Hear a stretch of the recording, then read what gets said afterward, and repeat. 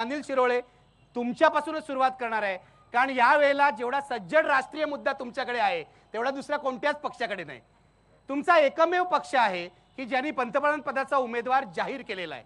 काय राष्ट्रीय मुद्दे घेऊन तुम्ही ही निवडणूक लढतात? विकास हा सर्व समावेशक, योग्य आणि स्वस्तात स्वस्त झाला पाहिजे आणि तो आमच्या सरकारांनी करून दाखवलाय. आता अत्यंत हुशार असे अर्थमंत्री, अत्यंत हुशार असे प्राईम मिनिस्टर असताना महागाई वाढते, देशावरचं कर्ज वाढतंय.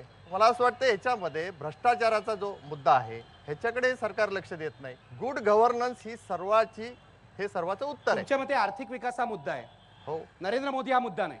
आर्थिक देशाचाच विचार चालू आहे. भारतीय जनता पक्षाच्या दृष्टीने मुद्दा काय आहे? आर्थिक विकास हा मुद्दा आहे, देशाचा विकास आहे की नरेंद्र मोदी पंतप्रधान व्हावेत हा मुद्दा आहे? नाही. पहिला मुद्दा कुठचा? अजेंड्यावरचा पहिला मुद्दा कोणता? सांगतो ना, सर्व प्रश्नावरचं एकच उत्तर. म्हणून मी ते म्हणेल की बाबा मोदी पंतप्रधान झाले पाहिजे. सर्व प्रश्नावरचं एकच उत्तर नरेंद्र मोदी. पुण्यामध्ये कैलास जीवन निघतं, मला आठवतंय. कैलास जीवन हे मल्टीपर्पज क्रीम आहे. मला विश्वजित कदम तुम्हाला विचारायचं आहे, ते म्हणतात सर्व प्रश्नांवरचं एकच उत्तर नरेंद्र मोदी. तुम्हाला पटतंय का? कैलास जीवन आउटडेटेड झाले by the way. Kailas Jeevan outdated झालंय म्हणतायत. काँग्रेस पक्षाने या देशामध्ये कम्युनल हार्मनी टिकवण्याकरता सेक्युलरिझमचा धागा हा कायमचा टिकवलेला नाही. ठीक आहे, मध्यंतरीच्या काळात जागतिक मंदीमुळे काही अडचणींना सरकारला आणि देशाला सामोरे जावं लागलं असेल. जो एक वाढता विकास दर होता 8.5-9% तो कुठेतरी मध्ये ॲव्हरेजवर 5.5-6% आला, हे मी मान्य करतो. पण इथं जी सुज्ञ मतदार आहेत, जे सुशिक्षित मंडळी आहेत, त्यांना आज माहित आहे की हे देशाचा विकास बरोबर आहे. जागतिक मला आश्चर्य वाटते, ते थेट सांगतायत की सर्व प्रश्नांवर उपाय आहे त्यांच्याकडे, नरेंद्र मोदी नावाचा. तुम्ही मोदींचं नावही घेत नाही, हा काय प्रकार आहे? मला वाटतं नाव घेण्याची आवश्यकताच नाहीये. कारण मुळात ज्या राज्याच्या मुख्यमंत्री पद भूषवत ते आज संपूर्ण देशामध्ये फिरत आहेत, त्या राज्याच्या विकासाचं श्रेय मी एका व्यक्तीला देणार नाही. त्या राज्यामध्ये असणाऱ्या त्या लोकांना देईल, तिथल्या व्यापारी समाजाला देईल, त्या गुजराती मंडळींना देईल, हे मी स्पष्टपणे उघडपणे म्हणतो. आज मी इथे जी समोर बसलेली जनता आहे त्यांना विनंती करेल, आवाहन करेल की आज तुम्ही गुगलवर आहात, इंटरनेटवरची पिढी, आज युवा पिढी आहे, तुम्ही गुगलवर जाऊन तपासा की महाराष्ट्र अग्रेसर आहे का गुजरात अग्रेसर आहे. तुमचं तुम्हाला या ठिकाणी सत्य तुमचं असं म्हणणं आहे भाजपचे नेते खोटं सांगतायत, नरेंद्र मोदी खोटं सांगतायत? तुमचं म्हणणं आहे? माझं म्हणणं आहे खूप एक्झॅज्युरेटेड व्हर्जन आहे आणि ते रेटण्याचा प्रयत्न या ठिकाणी समाजामध्ये जाणीवपूर्वक. शिरोळे, तुम्हाला उत्तर दिलंच पाहिजे. तुमचा जो रामबाण उपाय आहे त्याविषयी संशय व्यक्त करतायत.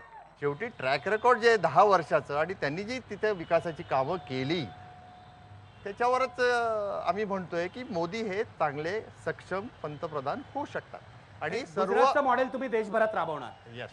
आणि कितीही वाद घातला तरी गुजरातमध्ये 3 वेळा मोदी निवडून आलेले आहेत, मुख्यमंत्री राहिलेले आहेत आणि इतर राज्यांच्या तुलनेमध्ये गुजरातमध्ये विकास झालेला आहे असं तज्ज्ञ म्हणतायत. तुमचं काय म्हणणं आहे? नाही, सलग निवडून येणं हा प्रकार अन्य राज्यांच्या मध्येही झालेला आहे.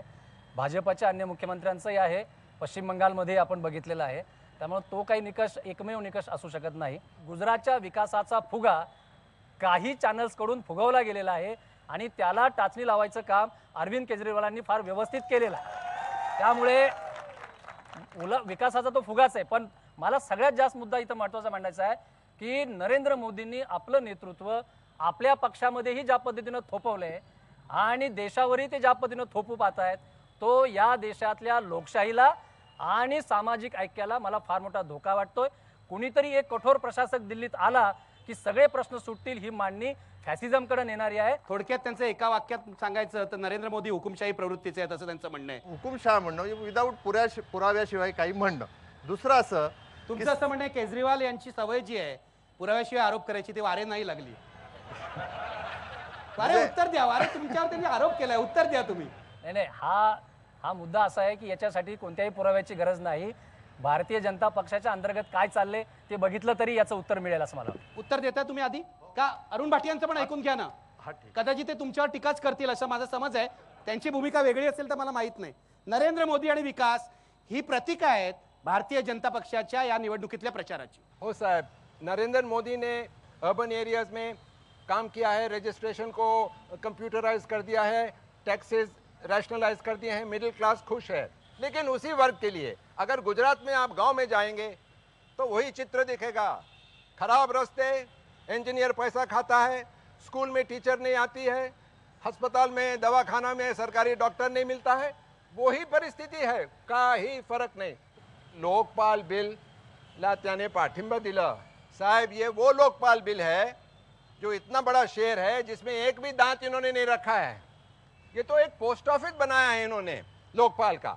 सुपरविजन का मतलब यहाँ से चिट्ठी आएगी, देखेंगे, वहां भेज देंगे फॉर एक्शन. बट असलियत इन्वेस्टिगेशन और प्रोसिक्यूशन का पावर सरकार ने अपने कब्जे में रखा है, जो हम तोड़ना चाहते हैं.